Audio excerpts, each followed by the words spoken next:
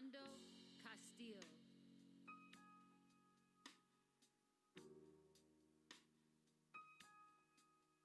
Samuel Dubose.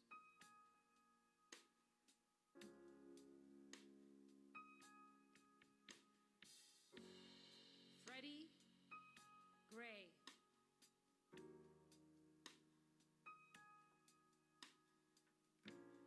Akai Gurley.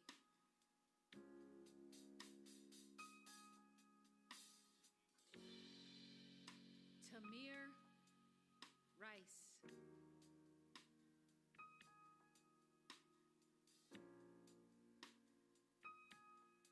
Walter L. Scott.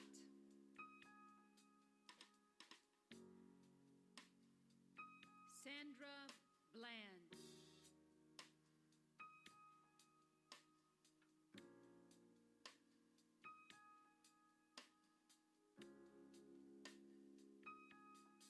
Mario Woods.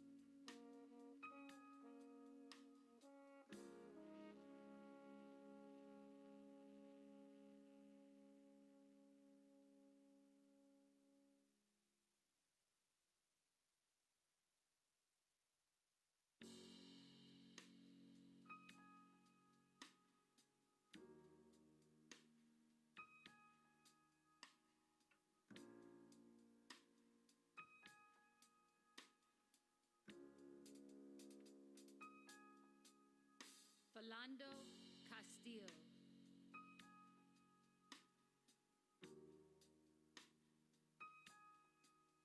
Samuel Dubose.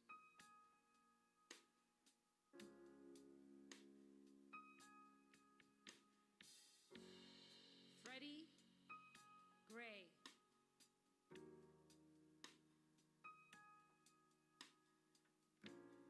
Akai Gurley.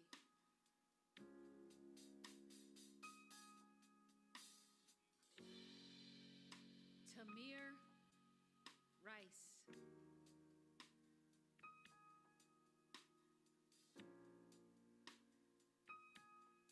Walter L. Scott.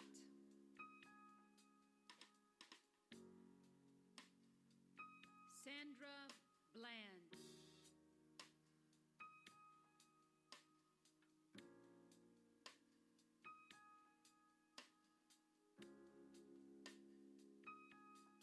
Mario Woods.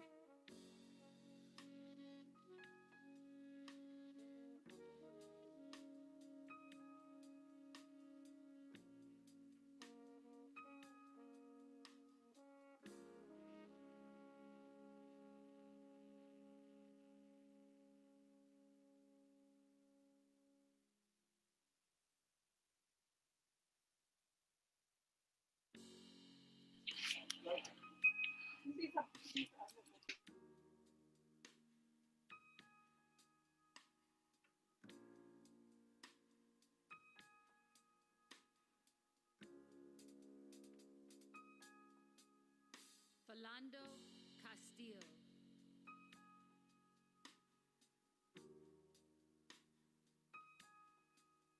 Samuel Dubose.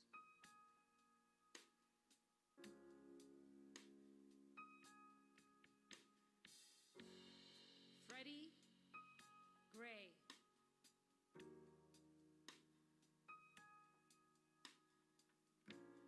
Akai Gurley.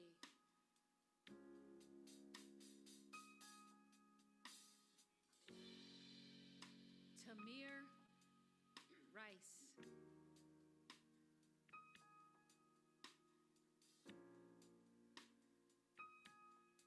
Walter L. Scott.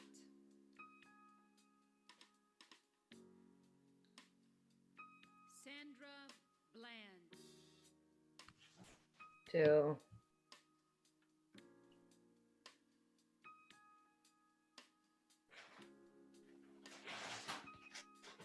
Mario Woods.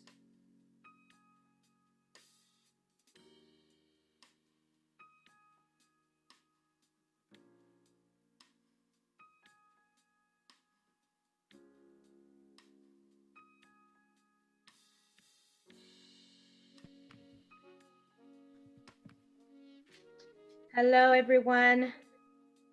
Welcome and thank you for being here with us. We have so much to watch, there's so much to debrief and to take in and listen and create the space. Thank you for all for being here. I also would like to thank Jon Jang for helping putting this together. Also, thank you to all the performers and presenters we will hear from today. Thank you to our partner, APEC, the Asian Pacific Islander Cultural Center, for working on this and putting this together. Thank you all. Who am I? My name is Ana Lisa Escobedo. I'm with Yerba Buena Center for the Arts. If you haven't been to Yerba Buena Center for the Arts, I encourage you all to go to our website, ybca.org. We also are on all social medias, YBCA.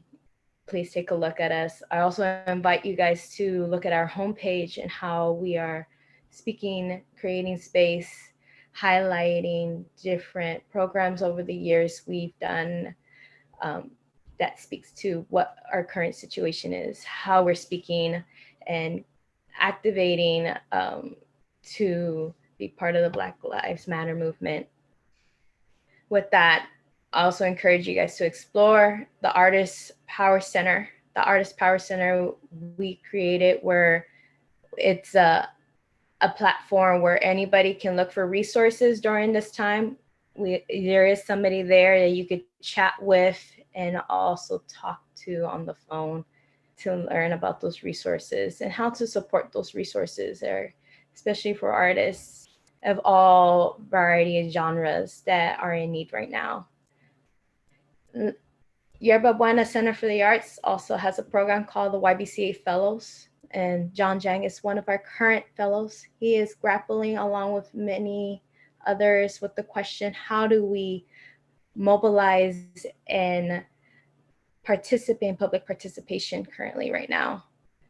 This is a year-long program, and as you can imagine, a few months ago, this wasn't what we thought, and Jon Jang work with his community to actively pivot his project to speak to current times. And I encourage you guys to also take a look at his work, his past work, the current work that's going to be created, and all the other fellows that throughout the summer will be creating projects. I would like to pass on this virtual mic to Vinay Pate, Executive Director of APEC. Thank you. Hello, everyone. My name is Vinay Patel, and I'm the Executive Director of the Asian Pacific Islander Cultural Center, which is presenting So Many Tears as part of this year's United States of America Festival, Finding Kinship. Before we begin, we'd like to share a moment in silence to recognize the lives of George Floyd, Breonna Taylor, Ahmaud Arbery, Tony McDade, Rashad Brooks, and all the Black lives lost due to police brutality and systemic racism.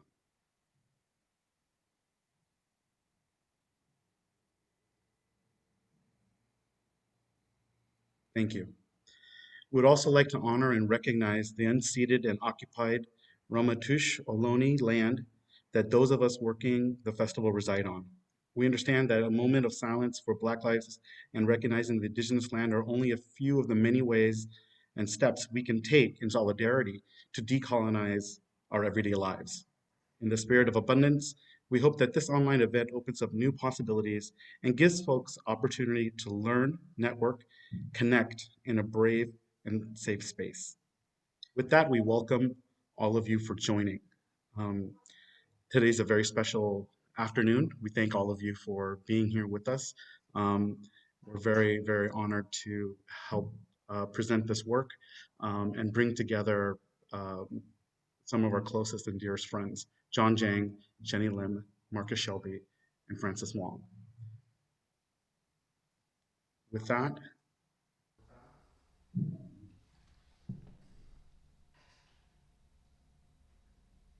I would like to pass it on to Jon Jang.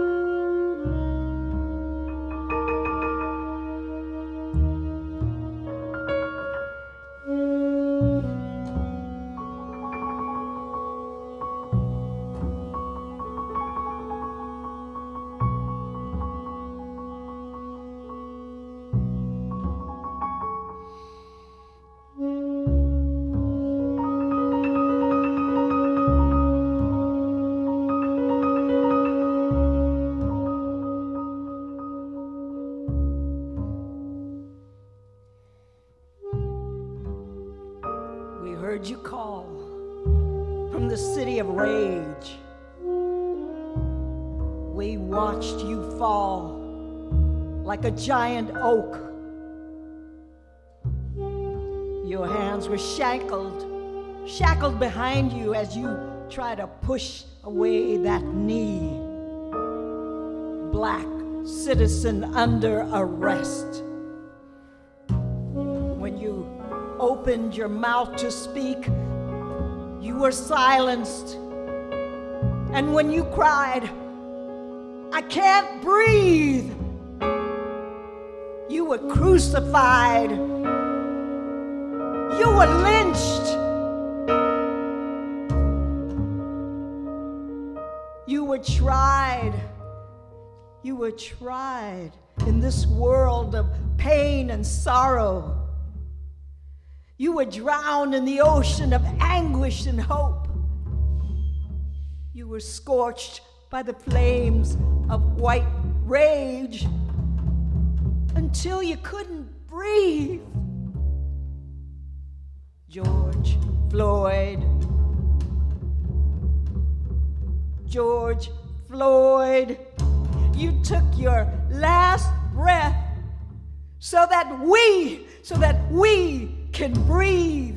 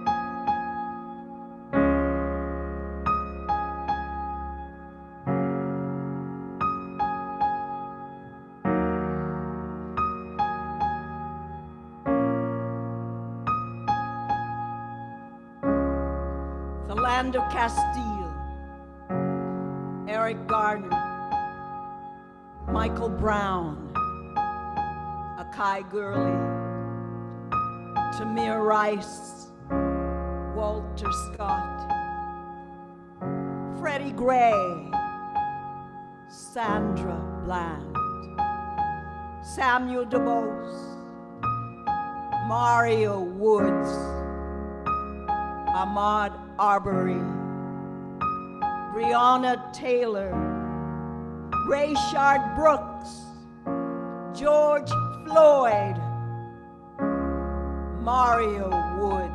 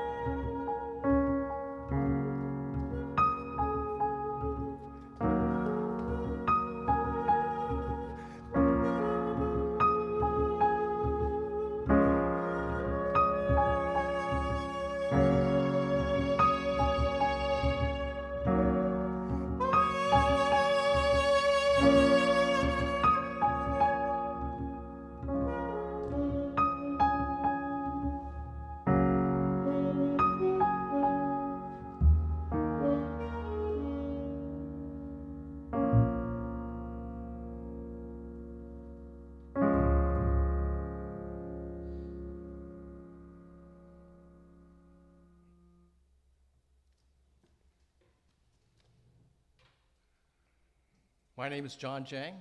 I'm a composer-pianist.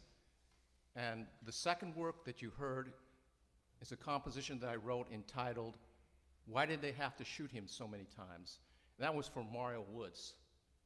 Mario Woods was a 26-year-old black man who was shot and killed by the San Francisco police. He was shot 20 times. 6 bullets were in his back, so he posed no threat to the police. So the police officers were not punished as a result of this legal lynching, this act of legal lynching. The birth of this work arrived at the Community Music Center where I was teaching on a Tuesday night. It was December 1st, 2015. Which was the 60th anniversary of Rosa Parks' act of civil disobedience.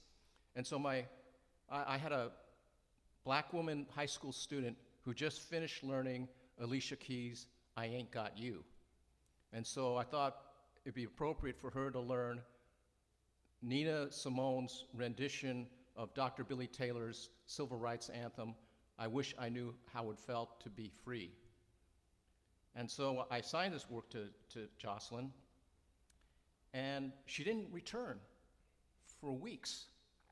She came back like on, it was Tuesday, January 19th, the day after Martin Luther King's birthday holiday. And so we got, back, we recovered, and then she didn't show up for another couple of weeks. And when she came back, she was quite disturbed. And I asked her, "So what's wrong, Jocelyn?" And she said, "My best friend at St. Ignatius told me about these white students who held a wigger party, that is, using the N-word and replacing it with the W in front of it. And so they were like, these white students were celebrating in blackface. So I told her I was writing this work about Mario Woods for a Black Lives Matter piece called Can't Stop Crying for America. And so she told me Mario Woods was her cousin. And says, I remember what she said. She said, I know Mario had his problems, but why did they have to shoot him so many times? And so that's where the title of this piece comes from. So Francis, why don't you talk about the first piece that you wrote, Prayer for Melvin Truss? Sure. Yeah. So that piece was called Prayer for Melvin Truss. And 35 years ago, almost to the day, it was like in May of 1985, this 17-year-old black man named Melvin Truss was killed by a San Jose policeman. And the community came to, in support of the family, you know, and among the people, you know, in support of like a lot of the black ministers and the local activists also were folks from the Rainbow Coalition, because that was the year after Jesse Jackson had run for president. And so a lot of us Asian American activists and white activists, LGBTQ activists, you know, came together in support of the Melvin Truss case and in terms of justice for him and his family. And so as part of the effort, I wrote this piece to be performed by a number of my fellow students, because I was a student at Stanford at the time now.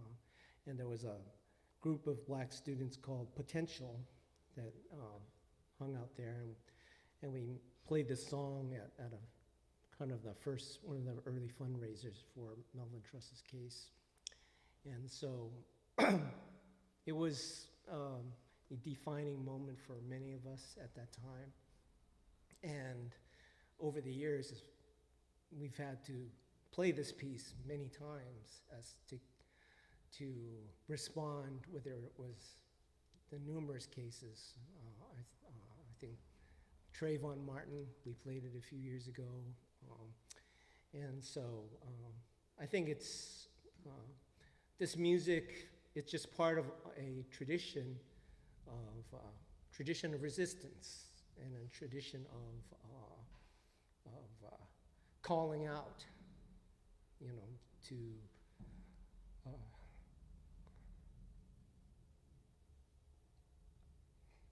cry for justice.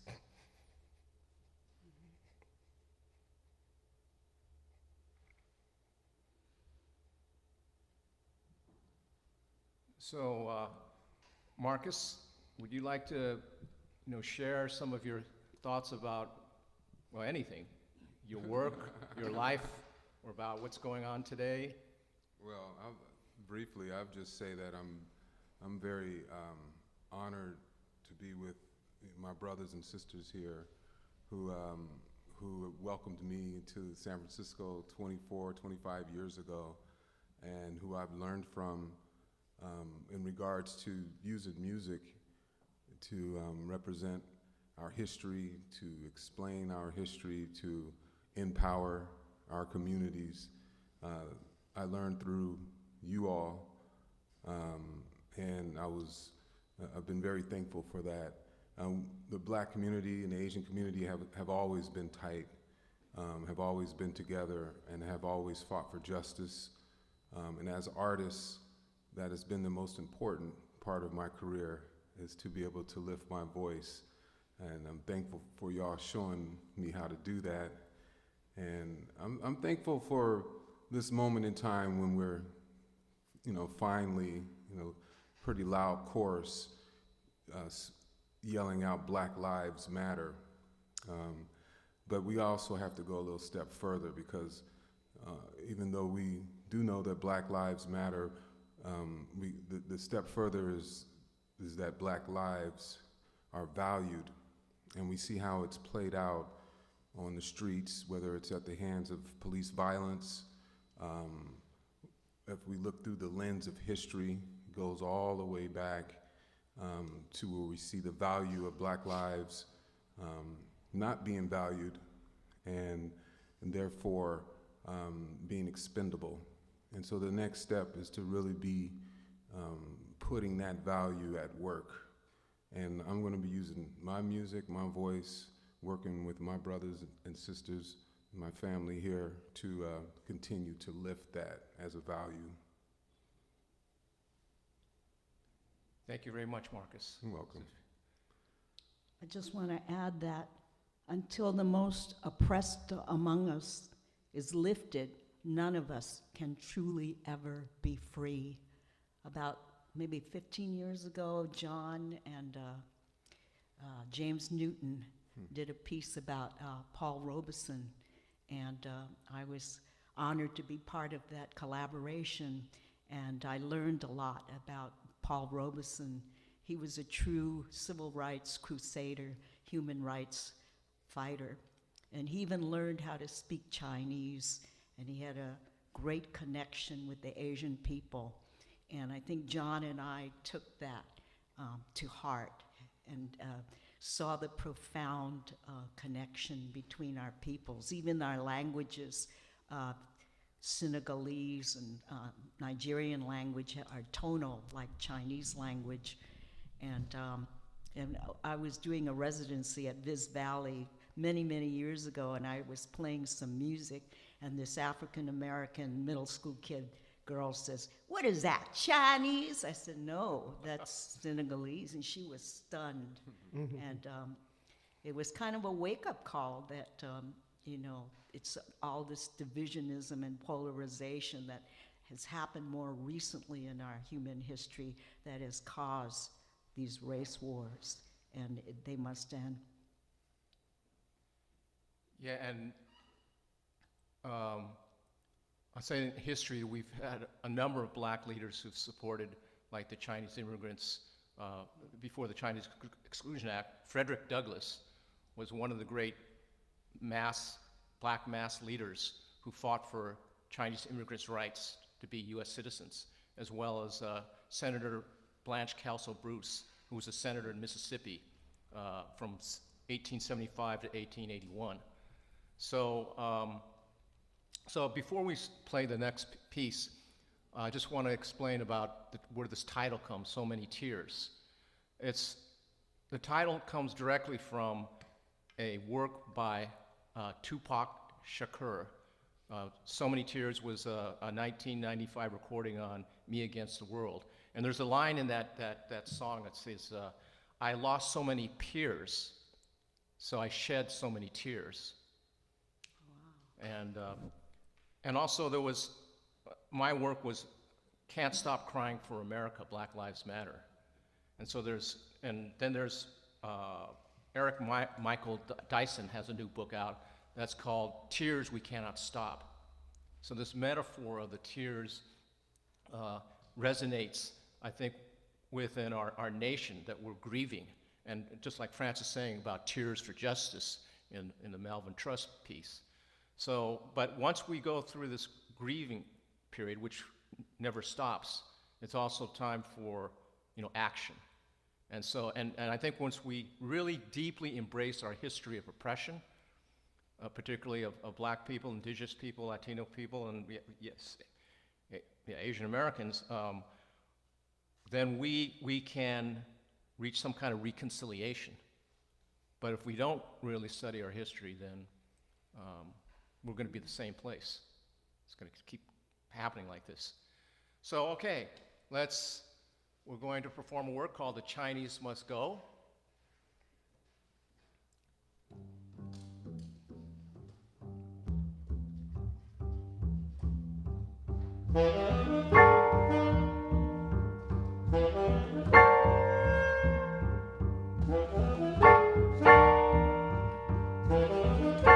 The Chinese must go. The Chinese must go. The Chinese must go. Chinese must go. The Chinese must go.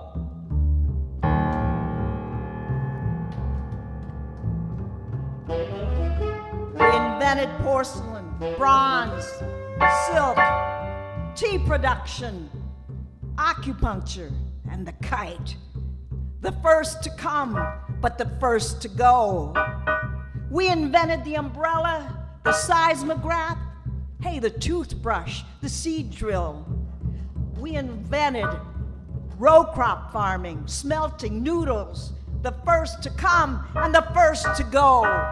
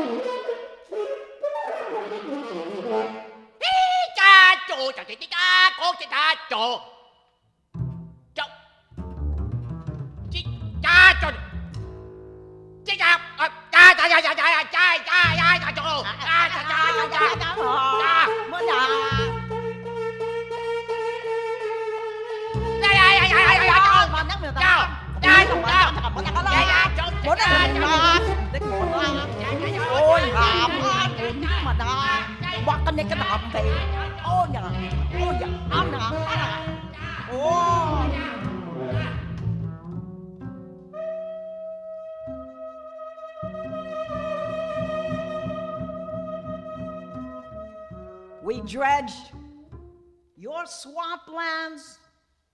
The Chinese must go. We built your wineries. The Chinese must go. We farmed your crops. The Chinese must go. We built your railroads. The Chinese must go. Oh.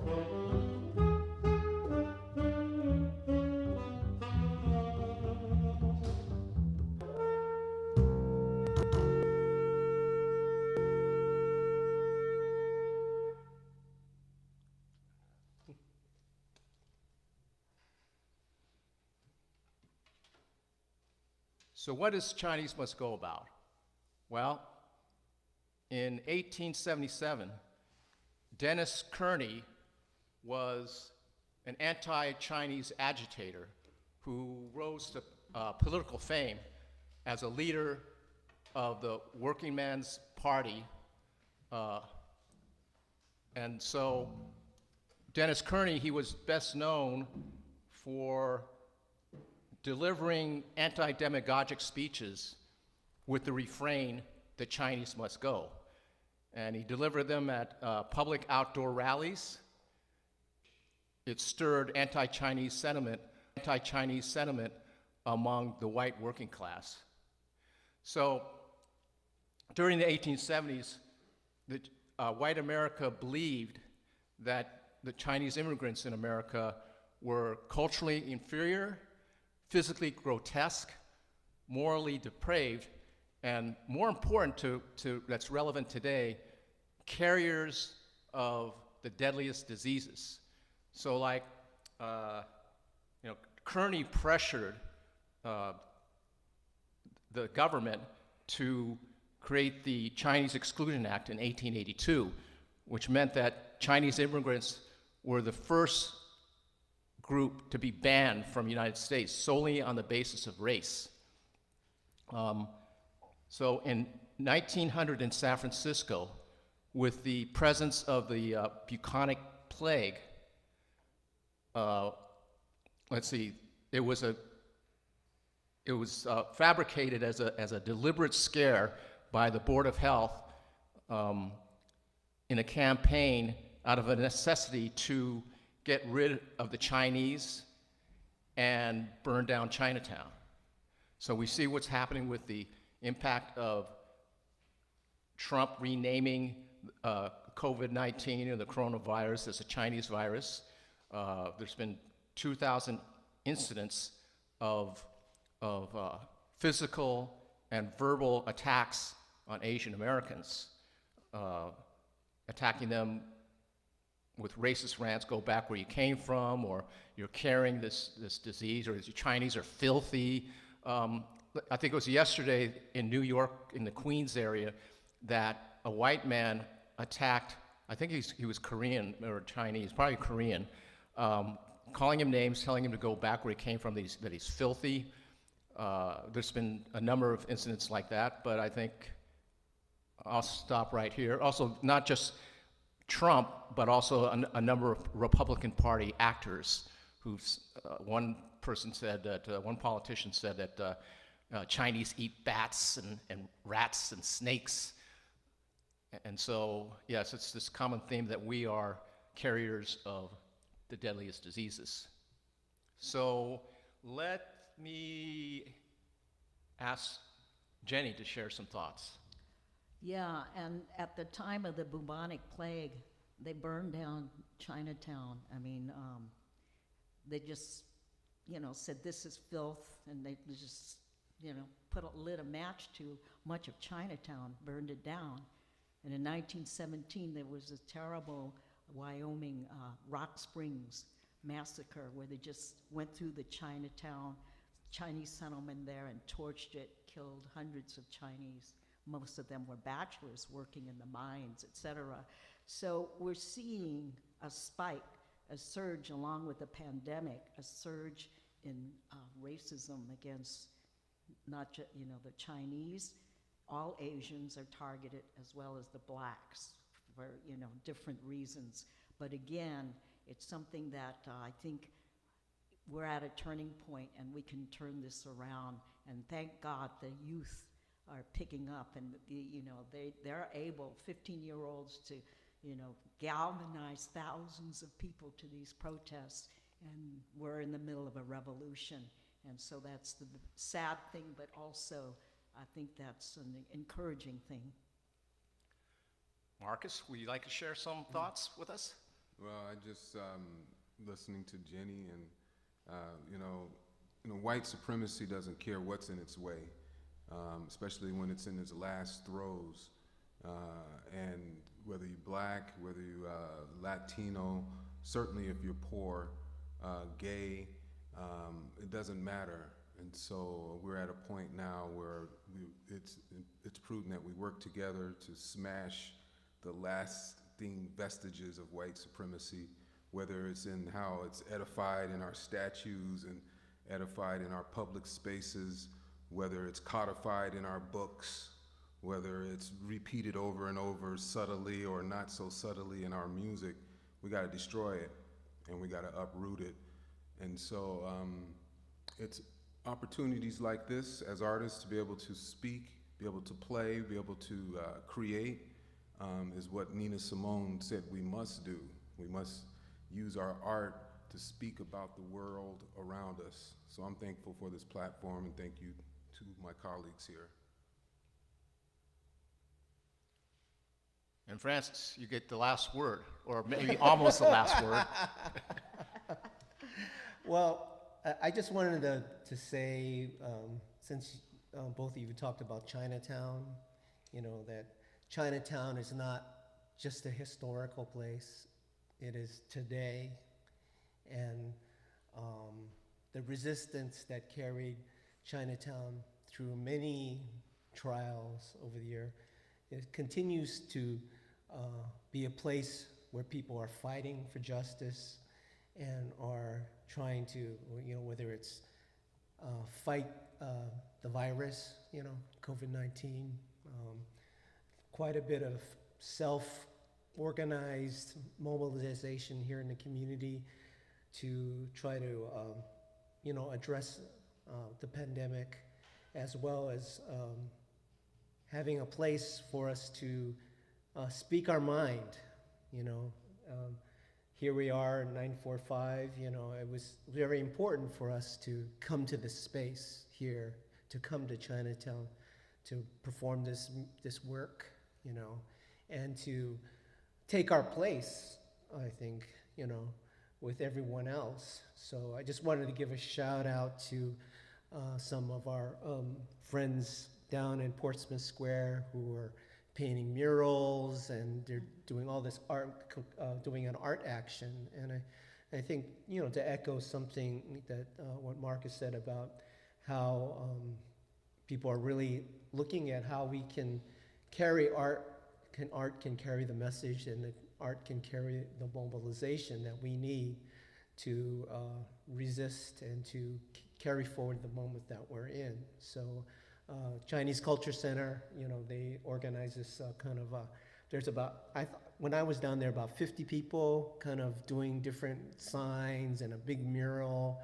And just, for us in our Chinatown spaces to recognize, to be able to speak our mind, and to also to recognize that Chinatown is a place where many people are welcome, and I don't think people really know that there is a Black community in Chinatown in the housing project in the Pingyuan, and so it's important. I think one thing that we've tried to do over the years in Chinatown is to be that place to resist white supremacy, so. Well, That's it. We're going to move on to our next topic about Black-Asian solidarity. And, Marcus has had a legacy that he can talk about. I mean, our first concert was at the Chinese Historical Society of America, and Jesse Jackson showed up. This was in 1997, to our surprise. And then Genny mentioned the work about Paul Robeson and Mei Lan Fong. Well, Marcus performed on double bass that work, which we had musicians from the Beijing Opera from Beijing. We had a Chinese traditional musician from the Bay Area, James Newton from Los Angeles, and we had Timothy Robert Blevins, who played the baritone part. And sadly, he's homeless here. I think there was an article about him. His nickname is Opera. So he's still performing, but he's homeless. And then Marcus, also, you did a collaboration with Flo Wong. It's Ga Gai. Is that right? Gua Gai. Gua Gai. Yeah. Oh, now you're correcting my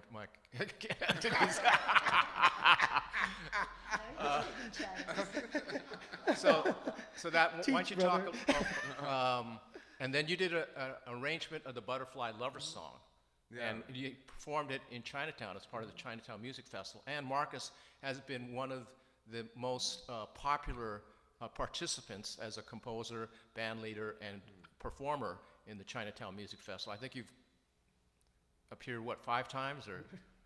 I don't know. I'm not sure over the years, but I can say that some of my most important collaborators, whether it's been musically with you all or even through education, has been with the Asian community. People like Andy Wong, who I've worked with very closely with at Rooftop, and also outside of Rooftop, and someone who I love dearly. She's been one of my main artistic collaborators through education and beyond, and so for me it's been learning from the artists in both communities, collaborating, uplifting both communities, and trying to find a space where art can be that tool to do so, and particularly with our young folks and our young kids, because that's where these principles and these foundations are built, and we want them being not only confident about who they are, but having the sort of fortitude to fight back when their history or their heritage, their culture is being threatened.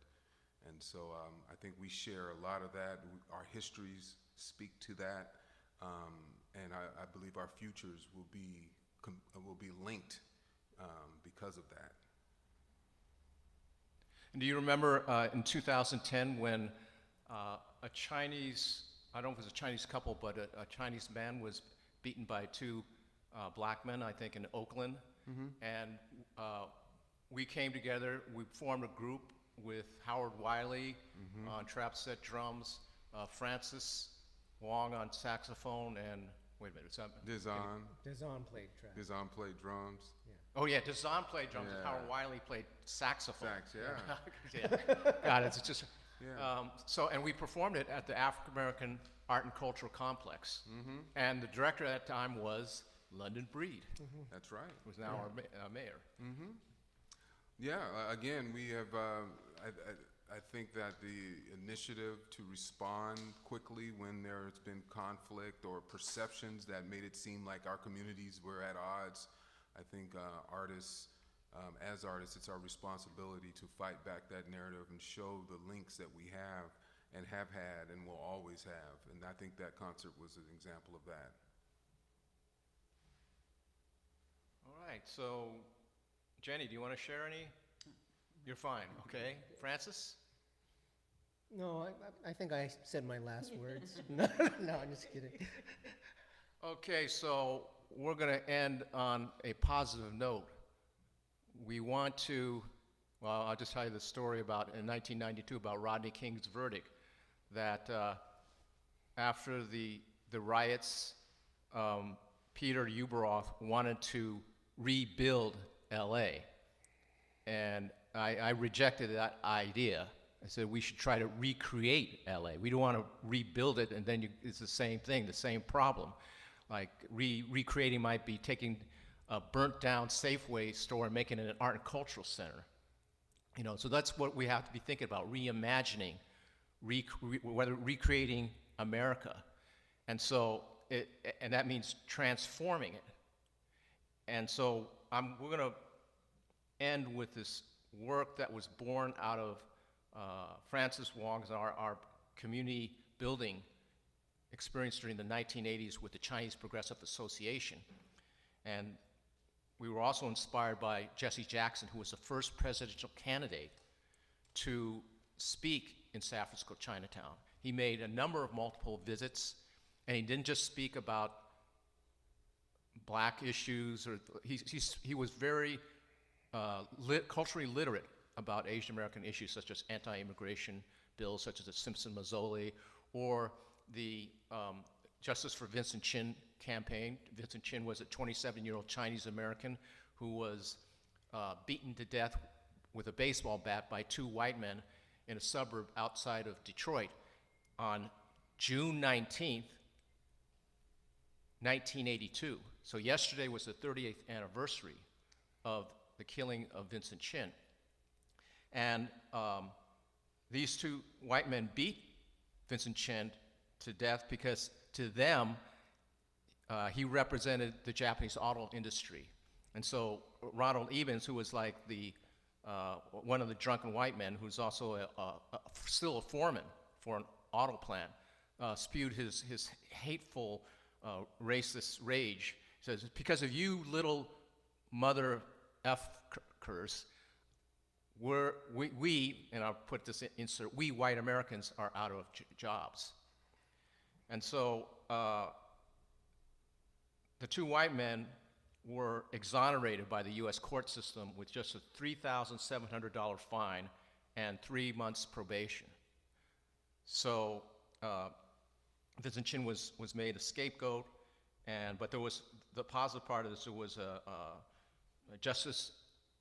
national Justice for Vincent Chin campaign. And you know, Francis talked about like our leaders, we didn't mention them, but like Norman Fong, Harry Chuck, Gordon Chin. When the earthquake happened in 1989, they responded quickly. With what happened with Vincent Chin, the Chinese community responded with a town hall meeting at Cameron House, and then we marched, which was about 200 people. And then how the Chinatown community responded to the coronavirus. I mean, so we still have the same leaders who help our community survive and thrive. So anyway, getting back to this, I'm sorry, I'm making, trying to end on a positive note by not talking as much. Okay, yeah, so about transformation, what did I get? I got into Jesse Jackson, that's it. We're going to perform a song called the Butterfly Lover Song, which is something that I had to learn for a Chinese Progressive Association banquet. And when Jesse Jackson made his visits, Francis Wong would have to play his anthem, which was Country Preacher, written by Joe Zawinul in Cannonball Adderley's quintet. And so I could hear the piece as being like a hybrid. And so this was taking a song from China and then bringing it to South Chinatown and making it American music. So that's a sort of symbolic transformation of not only Chinatown, but of America. So, the Butterfly Lover Song.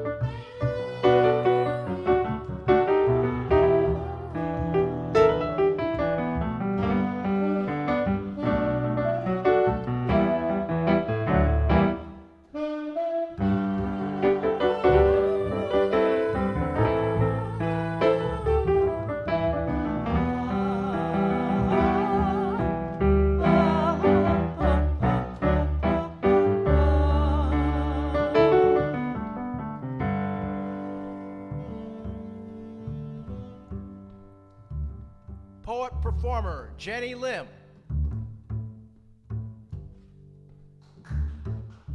On tenor saxophone, Francis Wong.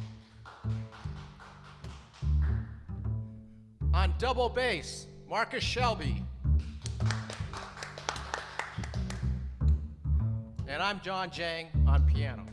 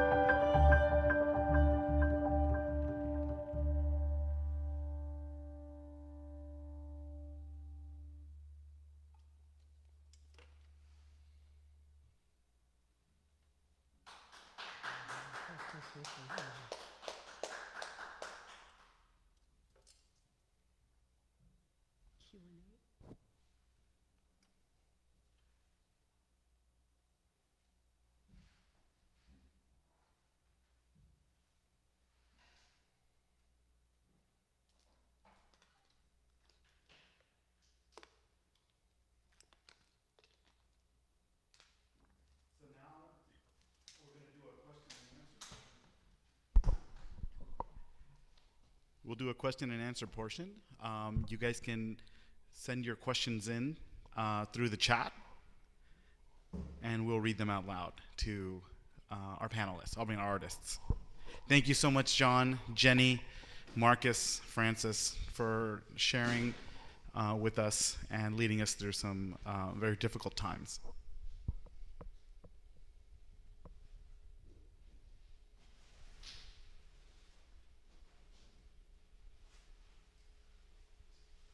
Well done. 60 minutes. Well, we know what time it is, right? Well, like when you did census, we was the 90-minute work. We had to cut it to 45 minutes because it takes 6.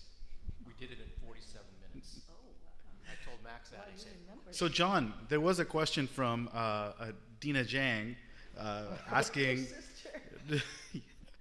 We don't have to divulge everything, but asking whether or not you guys were going to do Eleanor bumpers. But I think this might be a good time to talk about the significance of that song as well.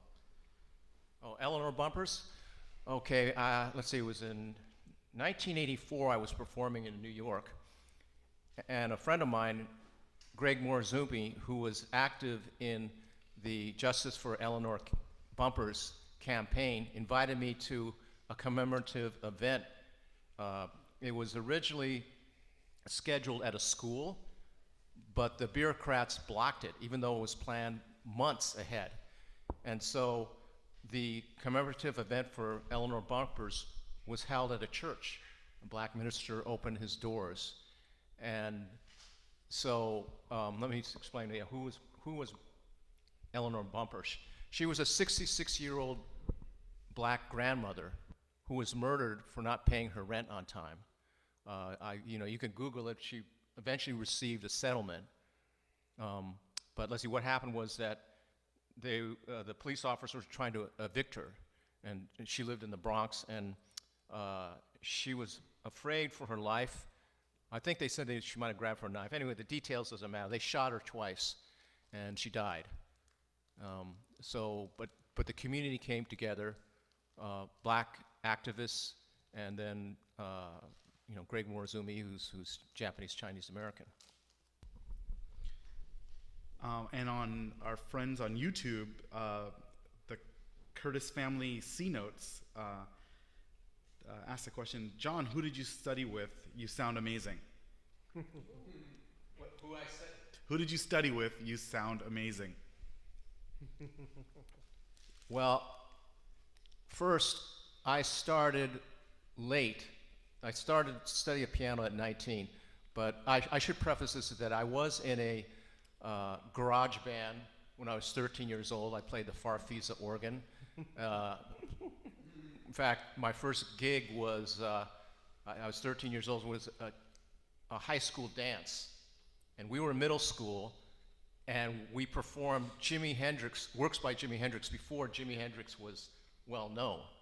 And we also performed The Doors' Light My Fire and blues. And this was in white middle class Palo Alto. So one of the students' complaints is, why can't you play something we can dance to, like Satisfaction by the Rolling Stones? So after that, we never got any gigs. We played Manic Depression by Jimi Hendrix, and Purple Haze, and Fire. So I guess I was meant to be an outlier. But okay, so who I also studied with, I started to study at the age of 19 with a neighborhood spinster, Helen Pfeiffer, and then after 2 years, I said, wow, I'm making progress, so maybe I should audition to some music schools. So I auditioned to schools in New York and the Oberlin Conservatory of Music, and I got accepted to all of them. And I was a piano performance major. They didn't have a jazz studies major at Oberlin at that time. And so I studied works by Bach, Beethoven sonatas, Ravel, Satie, Olivier Messiaen. But I also was the only Asian American in the jazz ensembles. I was the only Asian American to study composition. And I was one of 2 Asian Americans who graduated in 1978. And I was the only non-white student in the Javanese gamelan ensemble, the only non-white student in the West African Corps ensemble. And so the reason why I say that, because I was probably, if not the first Asian American outlier in the conservatory, but I was probably definitely the first, I may have been one of the first outliers. Because, you know, in the Oberlin Conservatory at that time, it's really like the Oberlin Conservatory of 18th and 19th century Western European classical music. Black music was, oh, and by the way, it wasn't called Jazz Studies, it was called Department of Afro-American Music. So I studied with Professor Wilbur Price for 3 years. Oh yeah, and Wendell Logan, my mentor, and he was a father figure. Yeah, I studied, well, one of the most valuable courses was Introduction to Afro-American Music. And so I was exposed to, let's see, with the spiritual, I heard, I couldn't hear nobody pray. And I heard, let's see, the story about the Fisk Jubilee singers. In fact, actually that's well documented in W.P. Du Bois's book, Souls of Black Folk, where he recognized the importance of black spirituals as a foundation of African American culture. I didn't quite answer that question about where I studied piano, but anyway. Sort of. Your life experience. Well, you might as well tell more of the Oberlin story about playing in the church. Oh, you want me to tell that story? Okay. So I had 5 years of study, and I was pressured to perform my senior recital, which was works by Beethoven, Ravel, Schoenberg, and I was able to convince my teacher to perform Thelonious Monk's Round About Midnight, which I changed the name to Ballade in E-flat minor, Round About 9:30.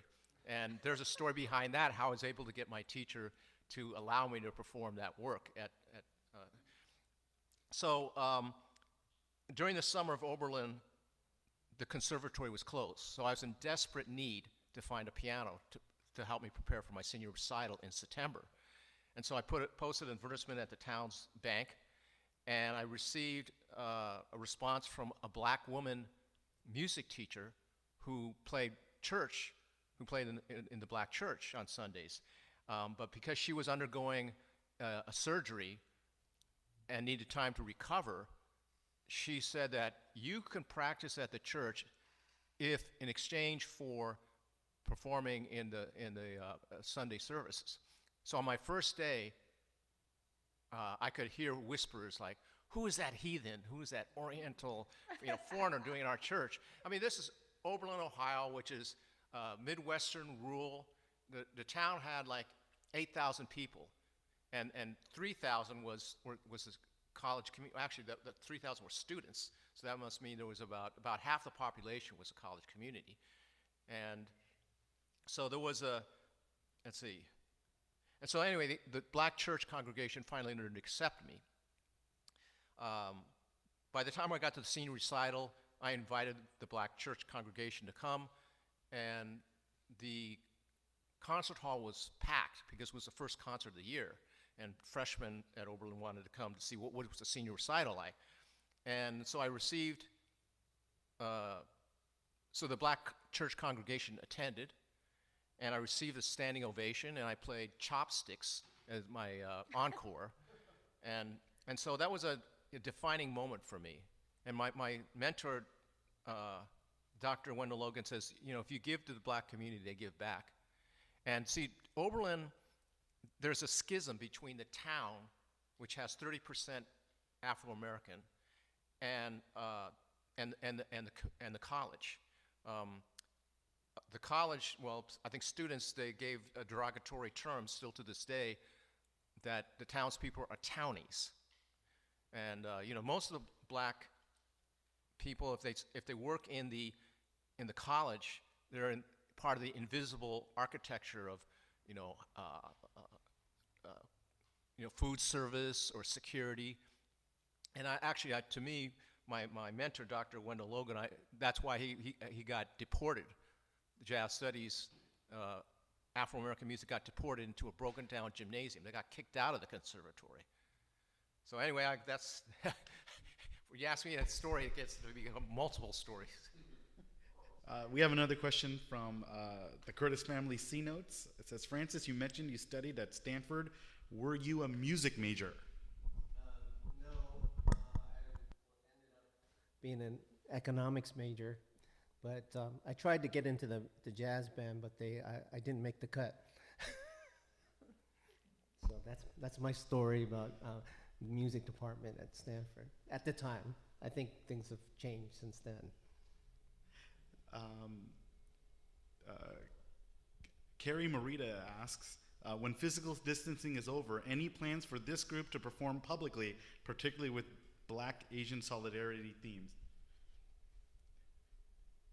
Of course. Yeah.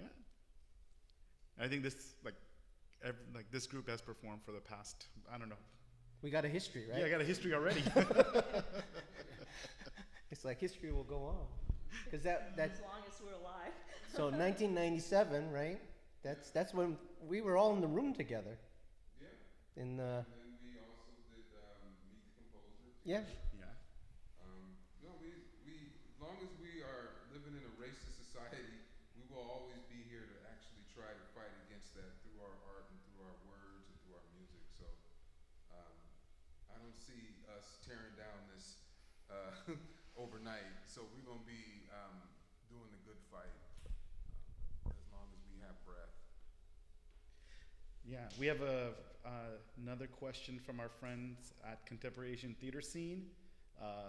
Really appreciated everyone's narrative and how art can carry the message. What's the best and most impactful ways we can continue to do this?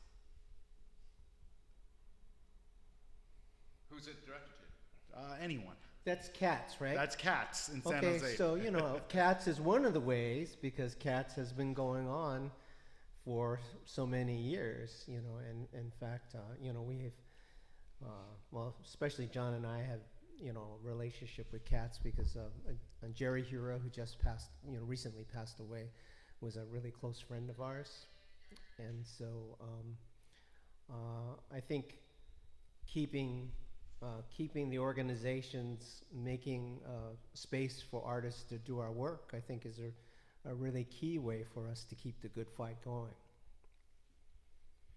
I also think we have to tell our stories. We have to be an equivalent of our cell phones that are documenting these stories, but our art has to give us solutions and frame what's going on.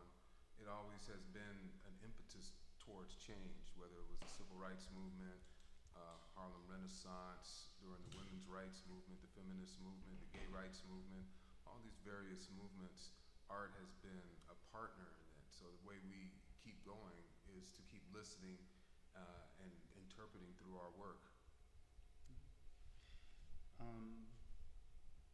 We have a question from the Q&A. Francis, have you always been a sax player specialist? Thought I remember you carrying a violin case around in college. This is from Stanley Shikuma. Oh, okay. Hey, Stan, how's it going?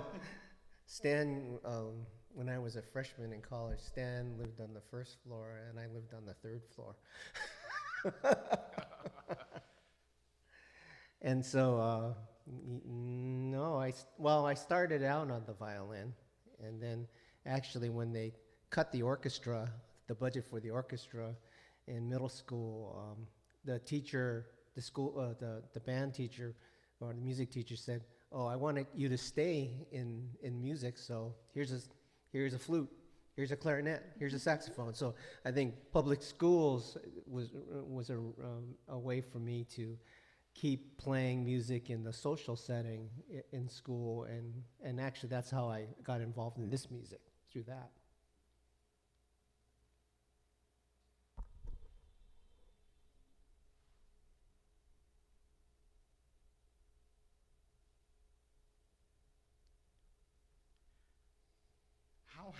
How has Black liberation movement, Black American music informed your artistic expression? And this is generally for anyone. This is for who? For anyone. Black. Liberation movement, Black American music informed your artistic expression.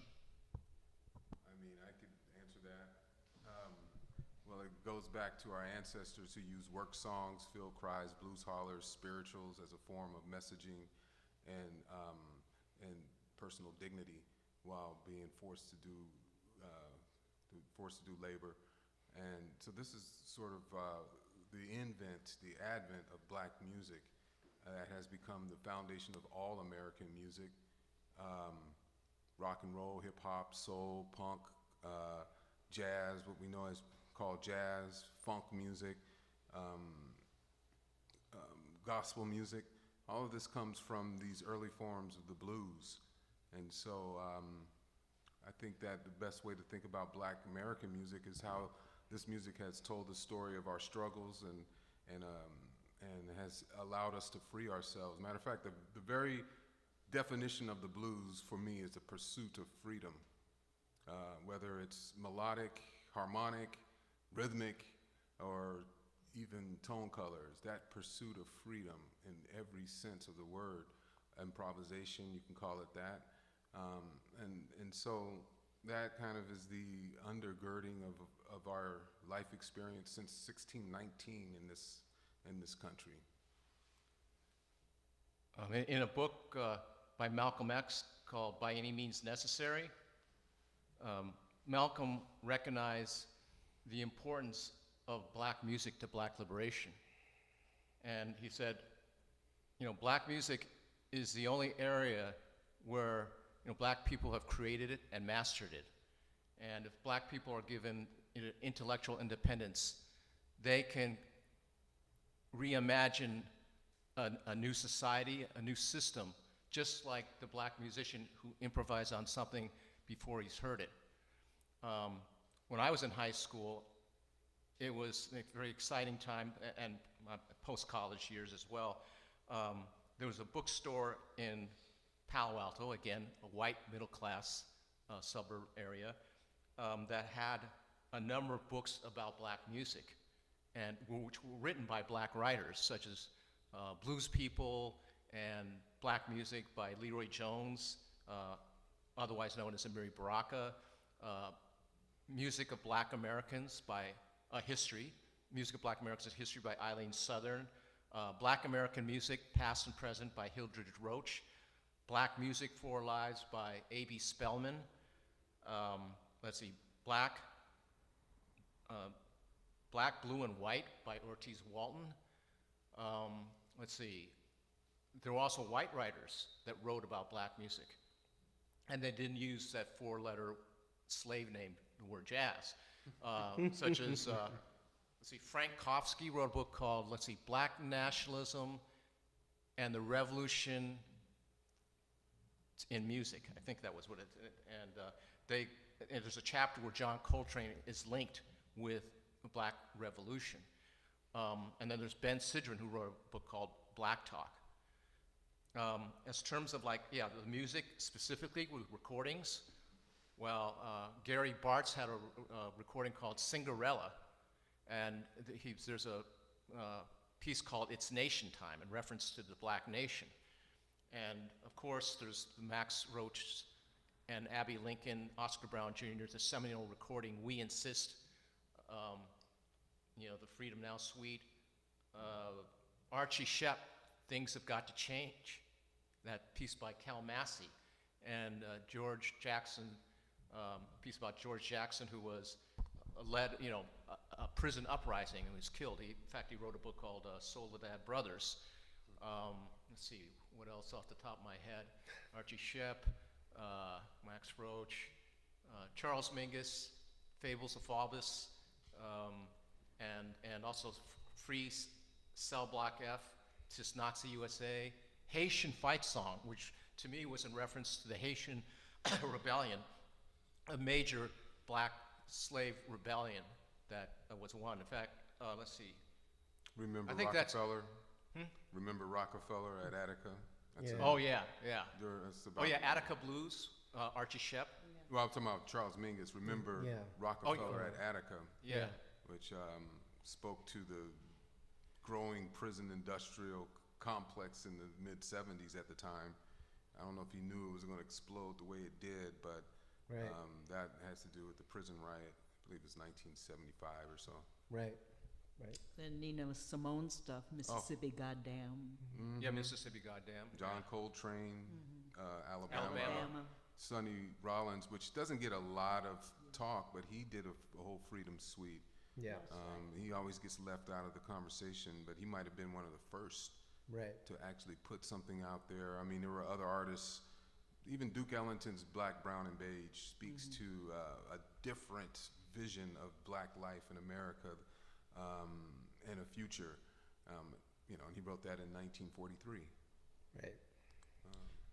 Genny, we have a question from the Curtis Family C Notes. Genny, you gave a powerful performance. Do you have any albums? Where can we hear more of your work? Ask John. He's mainly the vehicle for my recording. Well, you did a And recording. Francis.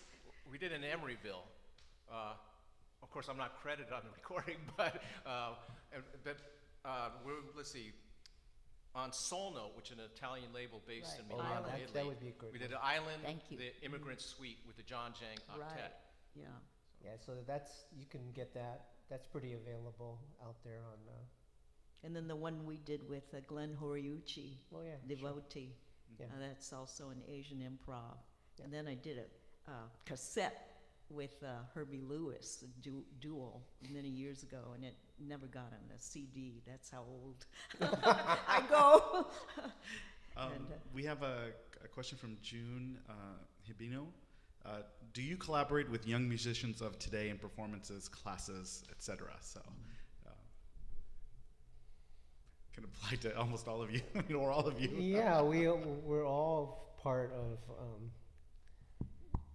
this legacy in the music that was before us and is with us today. So, you know, we all are active educators, and also I can speak from Asian improv, is that, you know, we've had a long-standing practice of involving younger musicians and younger artists, dancers, poets, and so, you know, and actually do a lot of, like, a couple of our projects are these taiko groups in Chicago and here, you know, so from teenagers on up, from 14 to, you know, 84. And then during the 1990s, Vijay Iyer, who was getting his PhD at UC Berkeley, he was in his 20s. His first two recordings were on Asian Improv Records, which was the record label that Francis and I co-founded in 1987. And his first recording was at Memorabilia? Is that? Memorabilia. Memorabilia, okay. These intellectuals. Anyway, he had some of his friends on the recording, but Francis encouraged him to ask George Lewis to be on the recording, and George Lewis, you know, was on the recording as well as Steve Coleman. So Vijay Iyer's first recording had 3 MacArthur Fellow Genius Award recipients. So I kind of joked that, hey, Vijay Iyer had enough MacArthur Genius Fellows to build a MacArthur Park. But that's an amazing story. And then he got the MacArthur, so it must have been contagious. What was that? He got the MacArthur. Yeah, that's what I'm saying. Yeah, He had 3 right. MacArthur Fellows on his first recording.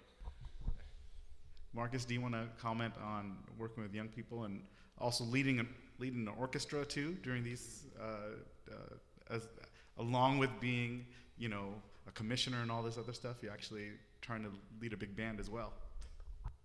Well, you know, like everybody else, we've tried to find the space online through Zoom or other online formats to engage our young people. And so what we might have been doing live in the form of performing and playing has been sort of turned into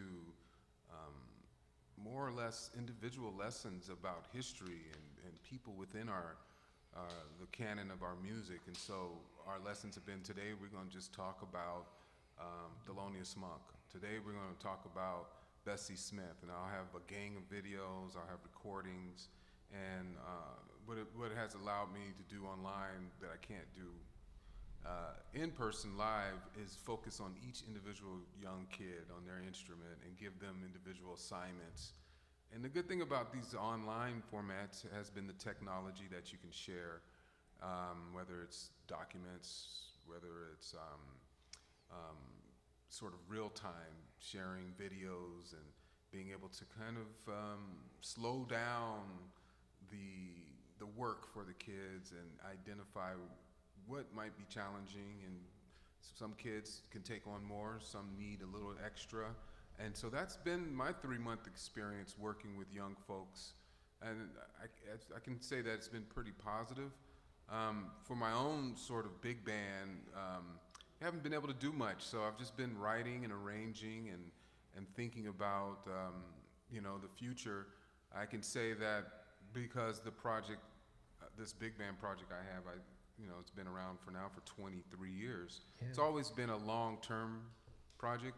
So even though we've had this stop now, the long-term plan is still in place, which means to continue to create music about the past, present, and future, and to try to have a real diverse organization that reflects, the values that we want.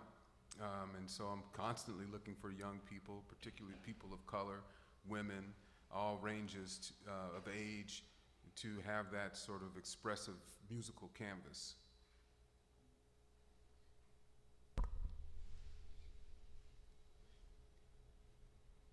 Question from Stanley again. Do you, and I'm going to paraphrase this just a little bit, do you see any new young artists or just new artists recording works that you think are continuing on this legacy? Definitely. You said new artists, or do they have to be new, or do they be? They're new, but I think you can take it as you want to, answer it the way you want to. And it has to be specifically music, right? Or they think artists is. I think that we should just let it be broad. Right. Whatever comes from you, I think that's what we want to hear. Well, I just know that sometimes people may not get the notoriety or get noticed if they do some work about a current event in the sort of spirit and history of our predecessors. And people are doing stuff all the time, whether it's here in San Francisco, Chicago, New York, LA, other places that may not have the publicity behind them. And I think our young people are onto something. I'm constantly watching and listening to them and trying to learn and be inspired. I mean, but seriously, we just played a new work. Yeah. Written. I know Francis wrote some of the pieces, John, all this original poetry by Genny. So this is happening right now. This is a piece that's speaking to today. And whether it's backed by a major record label or not, this is something that is happening and is born out of the conditions that we see ourselves in today. So this today was an example of a new work that's speaking to today. Yeah, I'd like to say that we are part of we're kind of like a branch of the tree, and the tree is alive and well, and it's not just about those of us who make our living doing this, but it's everyone who can participate, like Genny you have the seniors who are writing the writing class, and then even in my classes, I teach Asian American Studies at San Francisco State, so I give them options instead of having to write a history paper. I says, well, you can write a poem, you can do a video, you can sing a song, and the students are making the work. And I really like what Marcus is saying. It's not just about who gets known to do this, because everything that's happening today You know, all the people in the streets did not come from who's known. And I think the fact is that no one really knew that this was existing, even though it has. And we wouldn't have this moment if people weren't in their spaces doing, you know, following the prompts, you know, what's right? What should we be doing? How can we use our creativity? You know, just like I mentioned, the 50 folks down here in Portsmouth Square, you know, making murals and signs and things like that, or writing poetry. So, yeah, that's the way I like to think about it. And you know, there's a phrase by Charles Mingus, "Let my children hear music." Folk culture, all of the black music, and you know that we hear, the blues, that came out of the people. It didn't come out of the conservatories. It didn't come out of the aristocracy. It all comes from the streets, and that's where the creativity is generated, because that comes from the community. It's the collective voice of the people, not the individual ego. You know, Max Roach told me that Charlie Parker didn't graduate from a music conservatory. He graduated from an auto mechanic school. So that's Charlie Parker.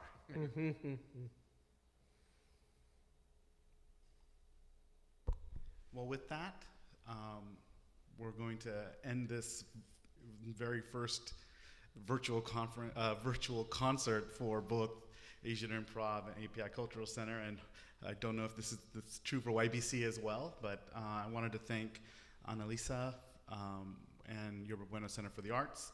I want to thank the staff over at API Cultural Center for helping out with this. I want to thank all the people that participated, you know, and watched on Zoom and Facebook Live and YouTube Live, and also wanted to specifically thank Jon, you know, for continuing this important work. This work was supposed to be something else in the beginning, but because of the times that, you know, we're in, and the artists that we work with, you know, the artists that you are, Jon, you pivoted to make sure that this work is relevant and to what's going on today, and then bringing together these amazing artists. So thank you, Jon. Thank you, Genny. Thank you, Marcus. Thank you, Francis, for participating. Thank you, everyone. Black Lives Matter.